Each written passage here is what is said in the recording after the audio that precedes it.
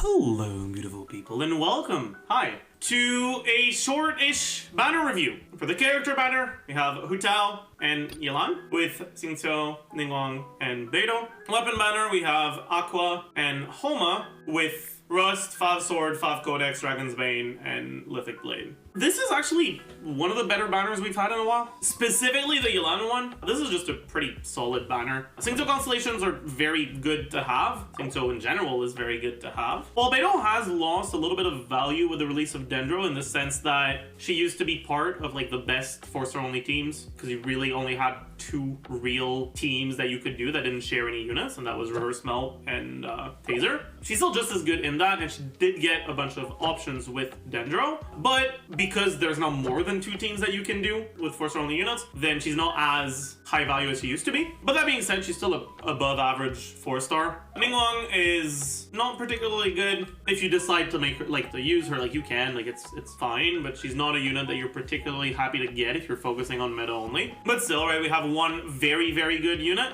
We have one unit that's okay, and that actually has pretty good constellations, and one unit that's not very good. The main reason why it's nice that the 4-star characters are good is that the 5-star characters are also good. Yelan is one of the better units to go for from a meta perspective. Hu Tao is not bad, she's not great, she's a fine unit to go for. She can be really good if you end up going like hyper investment into her. You start wishing for her C1, wishing for her like 5-star weapon that can start getting very, very strong. But if you don't do that, she's kind of just okay. But like having Yelan and Xingqiu in the same banner is just really nice because they're 2 units that are just really good to have. And Xingqiu specifically, it's nice to have constellations on him. All in all, this is an above average banner for sure. Now for the weapon banner, I think that people very often overestimate how good Aqua Simulacra is. Not that it's bad, but rather that it's not a real signature weapon. I mean, I've talked about it in my Yelan Ask Zajef, but there are actually a lot of teams where you want to play Yelan where if you go Aqua Simulacra, the amount of energy recharge that you'll need from your sub stats is actually so high that it's very likely that you cannot make it work. That you do not have artifacts that give you that much ER. And so in those teams, you'd be much better off going for something like Fav. Which means that there are actually a pretty large amount of teams where Aqua Simulacra is not even Yelan's best weapon. If you go for C1 Yelan, she becomes a better battery for herself in a lot of teams, which can make Aqua better. But if not, Aqua's like not all that great for her. That being said, it's still a very good stat stick. Like it has a lot of stats on characters other than Yelan. Personally, I wouldn't recommend going for Aqua Simulacra for your Yelan. But if you want to get Homa for Hu Tao, Aqua Simulacra is not the worst weapon to have as the second option. That's kind of the way that I put it. I think that the 4-star weapons are actually pretty okay. Favonia's sword is very, very good.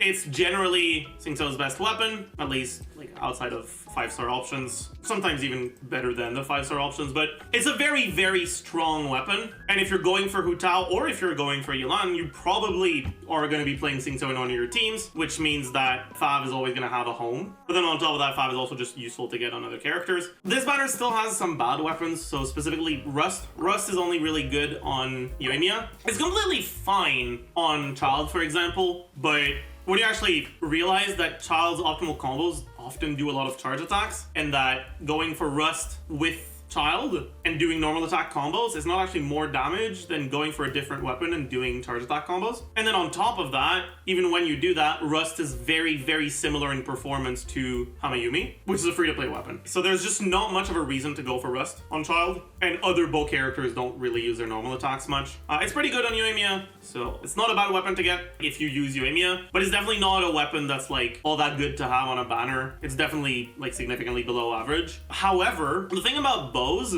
is there's not that many good bows, right? The good bows are basically Favonia's bow, Sacrificial bow, I guess Moon's Moon, I guess Stringless. But the thing is, because you get a Fav bow for free from the story, that's just guaranteed. And because the 3-star bow options are actually not that bad on characters that don't scale too well with attack, like looking at Slingshot, for example, on Yelan, if you meet her ER requirements, there's actually not really 4-star bows that improve your account all that much. Which means that a bow not being the best one isn't the the end of the world on a banner. Fav Codex is generally the best catalyst, right? There's Fav Codex, that's good. There's Sackfrog, that's good. And there's Witsith, that's good. Witsith is only good if you use damage dealing catalyst user. And when it comes to Nahida, for example, well, she is a damage dealing catalyst user. Fav is kind of broken, so it's still pretty good on her. So all in all, Fav is above average, one of, if not the best catalyst to have on a banner. Dragon's Bane is above average, but not perfect. You'd rather have Fav Lance. Fav Lance is obviously the best polearm. And then finally you have Lithic Blade, but a bit like the bows, like the Claymore doesn't matter as much, although it's for a different reason. The reason why the bows don't matter that much is because there's not really a bow that's that big of an increase on your account, because Fav bow is very good, and a lot of the 3-star options are fine, or the craftables. The reason why claymores don't matter that much is because there's actually not a lot of characters that are really meta that use claymores. And the ones that are, if you do buy a battle pass, Serpent Spine is generally the most popular weapon to get from that, and for a reason, because it's very good. Other than that, it's kind of just like, if we sort by characters, weapon type, right? We have Ella, but there's no like 4-star non-Serpent Spine weapon that's actually that much better than her free-to-play options. You look at Dory, and it just wants Fav, which is it's good to have, but Dory's not all that good, so most people don't use her. You look at Ito, and very similar to Ella, there's no, like, what are you going to use instead of White Blind? Really, in terms of 4-stars, only Serpent Spine, which you can't get on banners anyways. Sayu, again, kind of Fav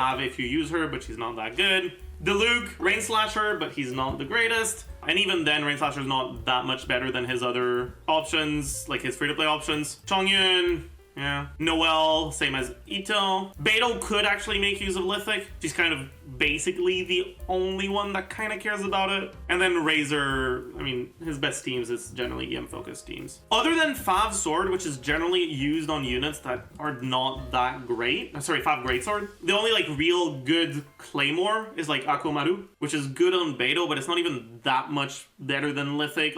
So Lithic being there is not that big of a downside, even though it's not like that amazing. All in all, pretty neutral, pretty average for Lithic, which means that we have below average on the bow, best on the sword, arguably best, but at the very least above average on the catalyst, and above average on the polearm. For a total of comfortably above average 4-star roster on the weapon banner. However, and again, this is very, very, very important, you should never decide to wish on a weapon banner because you want one of the 4-star weapons. The 4-star weapons are something that you're gonna get on the way to a 5-star weapon. You're gonna get some of them, you're probably not gonna get all of them. And you're probably gonna get multiple copies of some of them. The reality is, because of the way that the system works, and because there's no like 50-50 on the 4-star stuff, like there's no 50-50 system, it's actually pretty likely that you go a lot of wishes, potentially even getting a bad weapon twice into going epitomized path, like going to pity 3 times without getting the 4-star weapon you want. So the 4-stars are not really like what makes you decide that this is a banner that I want to pull on. The 4-stars are kind of just, okay, well,